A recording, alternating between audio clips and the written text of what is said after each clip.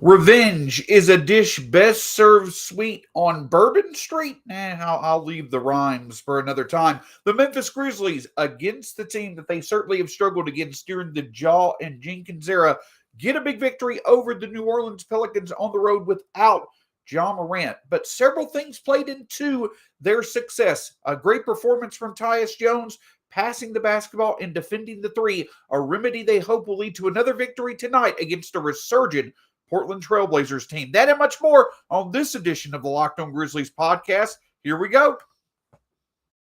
You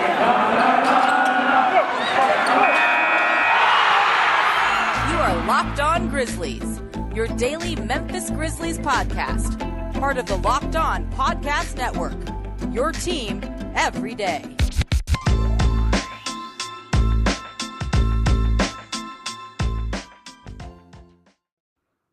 Hello to everyone and welcome to the Locked On Grizzlies podcast. My name's Shawn Coleman. You can find me at StatsSAC on Twitter. You can find the show at Locked On Grizz. Myself, I'm a credentialed media member with the Grizzlies, have been hosted Locked On Grizz now for 2 years, covering the team over at Grizzly Bear Blues for 4 years. If you're new to the show, welcome. Again, follow me at StatsSAC on Twitter. If you've been with us for a while, thank you so much for your support. Obviously, you can find the show wherever podcasts are available, free on all platforms, Spotify, Stitcher, Apple Podcasts, Google Podcasts, the Odyssey app.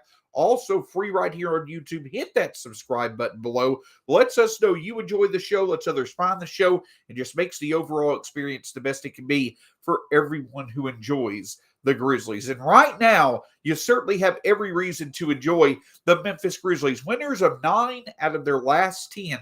But last night's victory, it was a little bit sweeter, right? It was a little bit more fun to see the Grizzlies finally be able to get the job done. And again, another indication that this team truly is on another level than previous iterations of the Grizzlies, even with Ja and Jaren and Jenkins, is the fact that before the game, and I mentioned it in yesterday's episode, before the game, there was, I felt, a legitimate reason, there was a legitimate chance that Ja Morant on the road, the first half of a back-to-back, he would sit this game out since his ankle was likely less than 100% following Saturday night's performance in Charlotte. And that's exactly what happened. The Grizzlies went through pregame warm-ups with Ja. It was determined that it would be best for him to sit, for him to recover, and that's exactly what he did. And what happened? The Grizzlies absolutely looked like they did not miss a beat without him, especially in the first half. This game against the Pelicans certainly followed the same basic script that the game against the Hornets did from this past Saturday, where the Grizzlies once again got out to an outstanding performance early on in a big first quarter. They took it into much of the second quarter, though the Pelicans were able to work their way back to make it only a 12-point lead in the first half for the Grizzlies. But the Grizzlies were doing a great job getting into the paint, doing a great job of at least getting chances at the line. And overall scoring performance where everybody was contributing. Nearly the Grizzlies, I believe, had 9 players in the first half who scored a bucket. And then from there, it was just them being able to consistently, through good ball movement, find the shot that they wanted within the two-point arc. That's what really stood out for Memphis in this game, was their ability overall to find shots within the lane, within the two-point arc, what have you, to be able to get the victory. And then in the second half, the Grizzlies were able to muster up enough offense to keep from the Pelicans, who were trying their best to get back into the game several times. The Grizzlies were able to play equal basketball with the Pelicans, and it was Tyus Jones in the third and fourth quarter who really stood out. And that we'll get to his performance in just a second. But things that really made a difference, and we'll talk about this in the second segment a bit more, is that without Ja Morant's ability to come in and obviously dominate the game, given his usual 25 to 30 plus points a night, what really stood out for the Grizzlies was the fact that they were able to have a complete effort from the team itself. Obviously, I mentioned Tyus, but off the bench last night, DeAnthony Melton with 13 points. Brandon Clark 8 of 9 from the field, 18 points for him, 8 rebounds overall as well. Jaren Jackson Jr., 23 overall points. Desmond Bane didn't have that good of a performance last night, but he did well again on the defensive end, making sure to do a very good job with Zaire Williams of limiting C.J. McCollum and Brandon Ingram enough to where that duo could not take over the game on the Pelicans end. But again, the other thing that stood out about the Grizzlies' efforts was coming into last night's game, the Pelicans were arguably one of the best overall offensive rebounding teams in the league. Not only grabbing offensive rebounds themselves, but limiting the offensive rebound production for the Grizzlies. And what did the Grizzlies do? 18 offensive rebounds last night, and it was a community effort, right? Steven Adams had a big first half, or big first quarter, 8 points, 5 rebounds, 2 assists. Overall, he had 13 total rebounds, but 7 total rebounds for Jaren Jackson Jr., 8 for Brandon Clark, 6 for John Conchar. It was a complete team effort when it came to the rebounds. So the Grizzlies were able to overcome a strength of the Pelicans by out-rebounding the Pelicans. That's what helped the Grizzlies overcome the fact that they themselves struggled from three. So it was the rebounding effort that certainly helped. It was the team passing effort. Once again, 29 assists for the Grizzlies. And the thing that stood out, I talked with Tyus Jones after the game, and I asked him what really has stood out over the past 10 or so games in which the assist numbers are up, and it just seems like the consistency of the offense is also really taken off, because we've seen the Grizzlies score 120, 125, 130 plus points on a consistent basis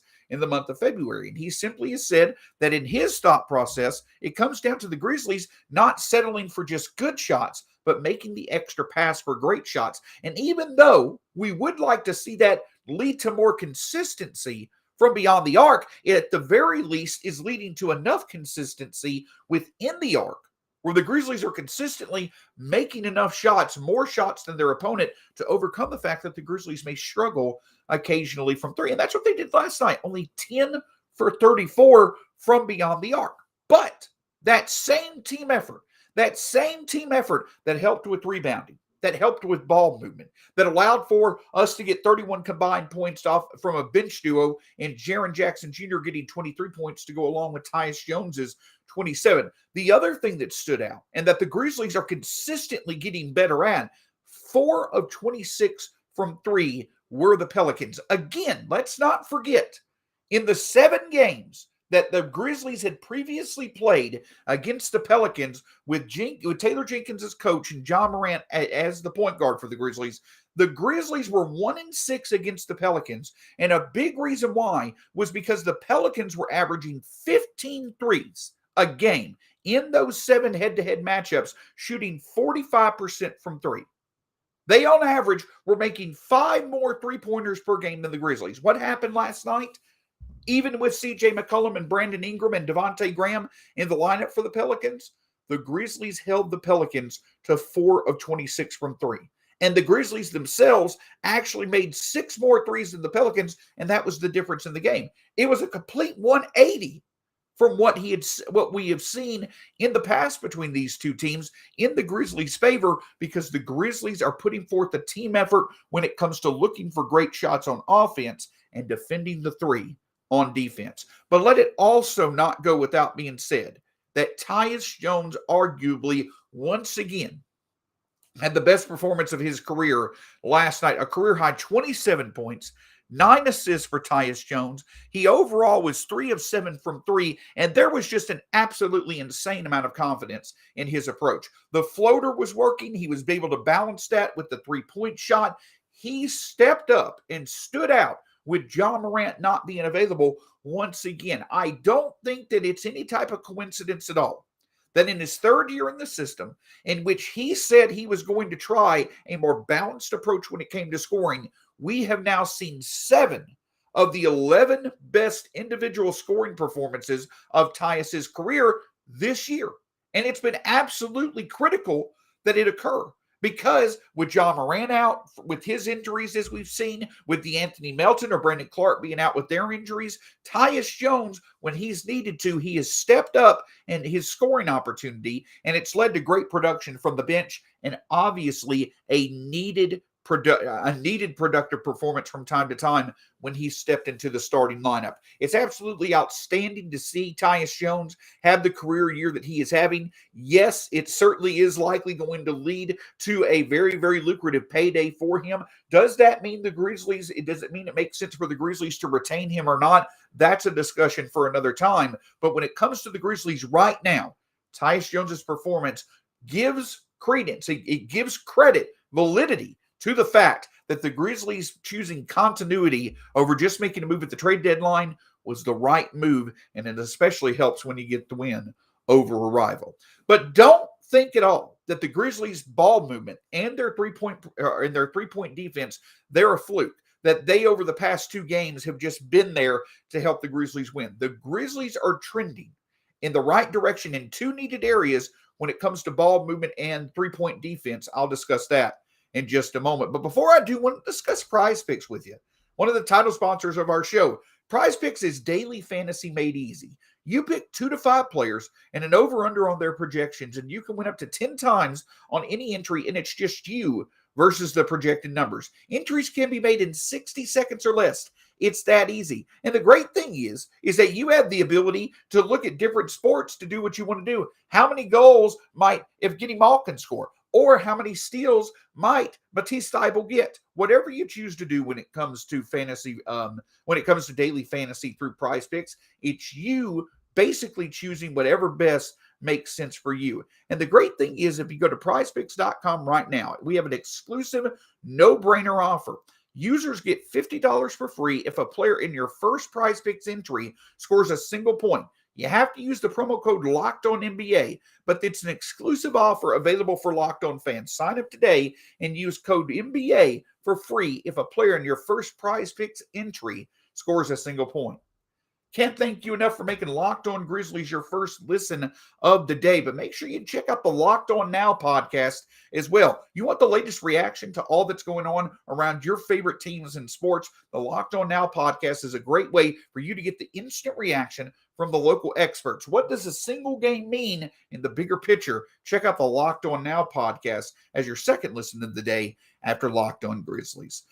So without a doubt, when it comes to the Memphis Grizzlies in the month of February, as I had mentioned, coming into this month off a very tough schedule in the month of January, the schedule was going to be more manageable for Memphis. It was going to be an easier road for the Grizzlies to take. And how have the Grizzlies responded? They've been able to go undefeated in the month of February. And without a doubt, led by John Morant, led by a more consistent dominance between Morant and Jaren, or Morant and Desmond Bane at times, and improved three-point shooting. What has stood out about this Grizzlies team is that their offense is consistently playing at one of the best levels in the NBA. Over the past 10 games among NBA teams, the Grizzlies have the second best offensive rating in the league. But while Ja Morant's performance on offense, Jaren's performance on defense, Steven Adams' ability to lead the offensive rebounding charge, the overall team, effort towards creating turnovers, all of those things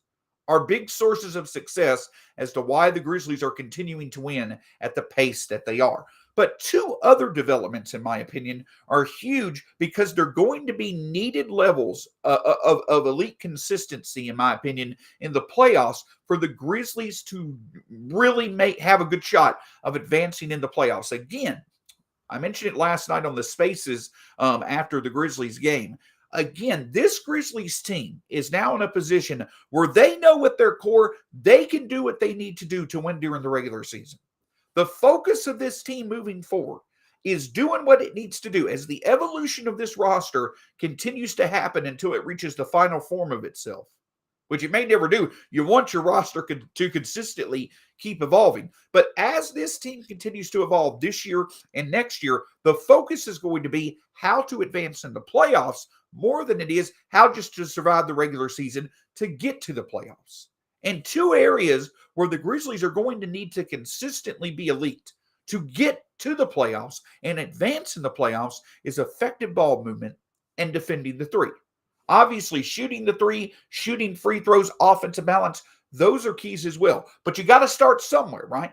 The three-point shooting and the free throw shooting hopefully will come in time. But you've got to start somewhere when it comes to success, and that's exactly what the Grizzlies are doing when it comes to passing the basketball as well as defending the three. Remember, Tyus Jones mentioned it. He said that he felt that the Grizzlies right now, what has helped their offense seem to take it to the next level this month, is they're passing up good shots for great shots. And the numbers certainly show that. The Grizzlies, over every NBA team's past 10 games, they are 5th in assists per game, up nearly 2.5 assists per game than they were in the month of January.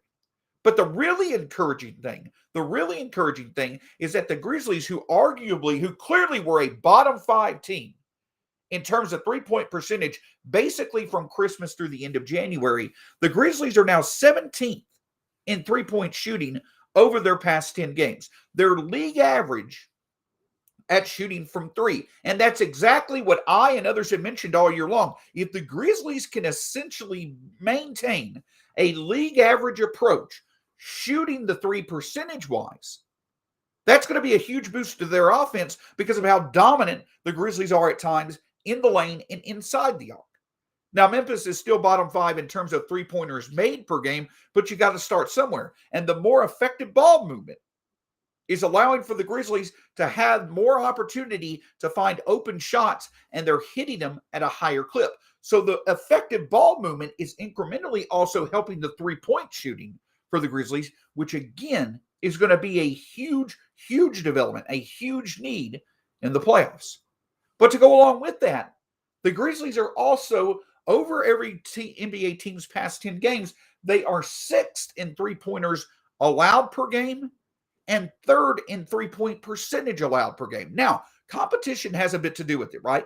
The Grizzlies have played some of the weaker teams in the NBA during the early part of February. But again, for this team, the whole point is putting together stretches of doing what needs to be done, gaining confidence that night in and night out, whether it be the whole game or whether it be, for instance, like that game against Charlotte on Saturday, where the Grizzlies were able to limit the Hornets enough from three early on that the Hornets built themselves too big of a hole to climb out of when they caught fire in the second half. If the Grizzlies can at least go a half each game or the full 48 minutes of each game defending the three well, their offense is playing well enough right now to where that's all they'll need to be able to win games.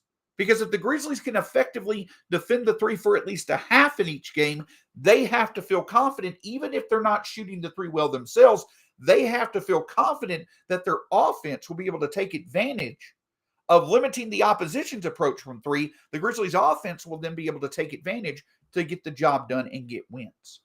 So that's a big development because these two things elevate the overall performance of other things. Effectively moving the basketball around, it allows for you to get higher percentage shots. And even if they don't fall, it allows for you to get to the free throw line more often. And the quantity of the Grizzlies getting to the free throw line is helping to negate the fact that they're not shooting free throws that well.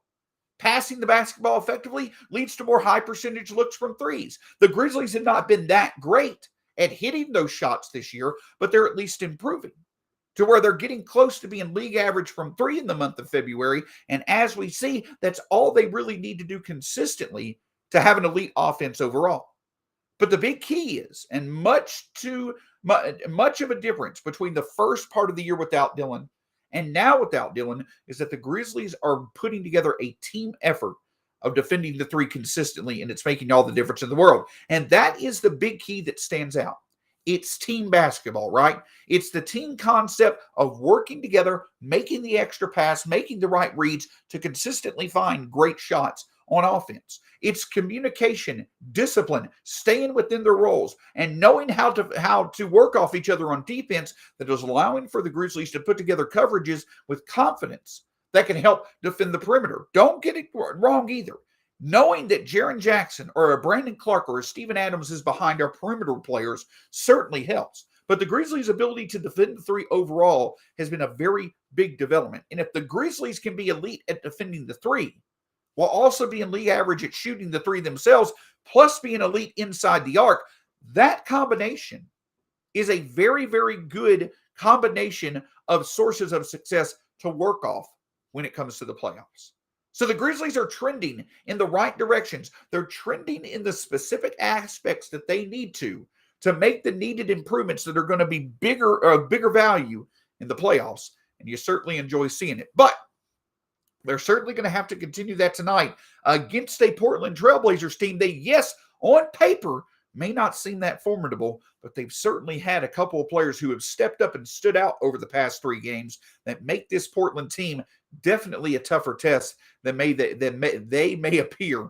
We'll discuss that in just a moment. But the thing I can tell you is this, is that, in my opinion, the Grizzlies are probably one of the best bets in basketball right now with how well they're playing. But in general, if you enjoy betting and wagering on sports, listen, football may be over with the Super Bowl being this past Sunday, but pro and college basketball is in full steam. From all the latest odds, totals, player performance props to where the next fired coach is going to land, BetOnline.net is the #1 spot for all your sports betting need. It remains the best spot for all your sports scores, podcasts, and news this season. And it's not just basketball. BetOnline is your source for hockey, boxing, and UFC odds, right up to the Olympic coverage that's currently going on.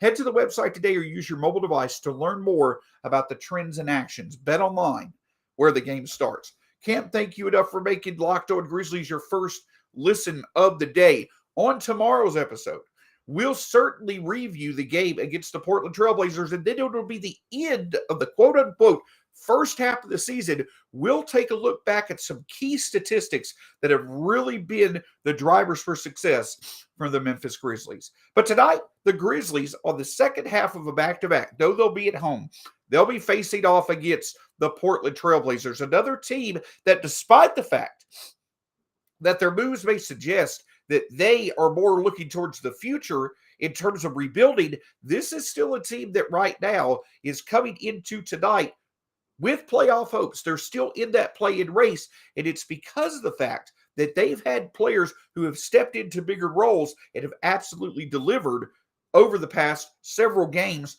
even players that have come to the Portland Trailblazers via trades over the past 15 games.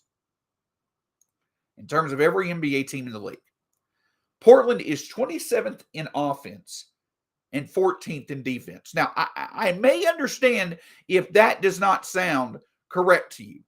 Portland is 27th in offense, but 14th in defense. If you followed the Portland Trailblazers and with the Grizzlies, if you've listened to Locked On Grizzlies over the past 2 years, you know we've talked plenty about them with how many big games the Grizzlies have played against Dame and CJ McCollum, with the Grizzlies defense, in Portland and in Memphis. You know that the trend typically with Portland is that they're among the top 6 or 7 offenses in the league and one of the bottom 5 defenses in the league. But right now, it's the opposite approach, and it makes sense. But now they've traded away C.J. McCollum. They traded away Norman Powell, Robert Covington. Obviously, Dame may be out for the year. But this Portland team is getting the job done right now, actually playing good defense while mustering up enough offense to get the job done. And on offense, it starts with 2 players.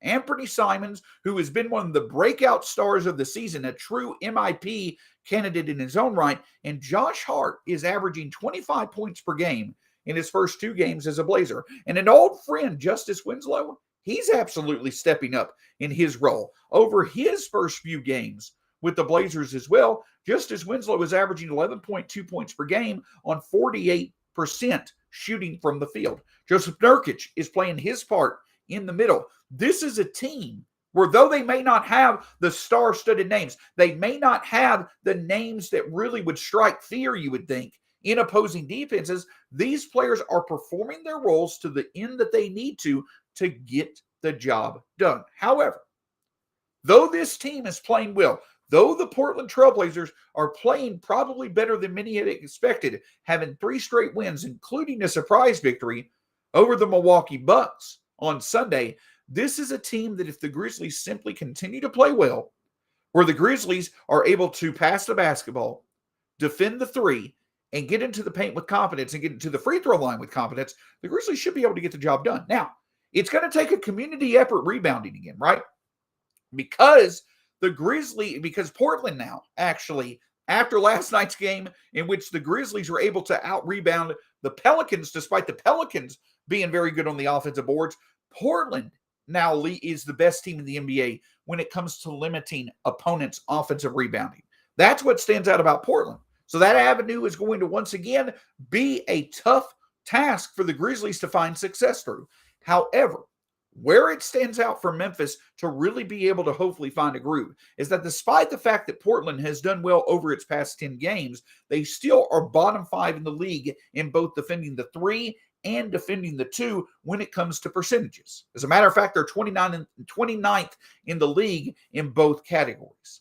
So Memphis should be able, like Tyus Jones said, Memphis should be able to find it, rather easy, in my opinion, to again keep the ball moving, pass up good shots for great shots, and if they can get that balance, especially early on, the Grizzlies should be able to once again take control of the game and maintain the lead.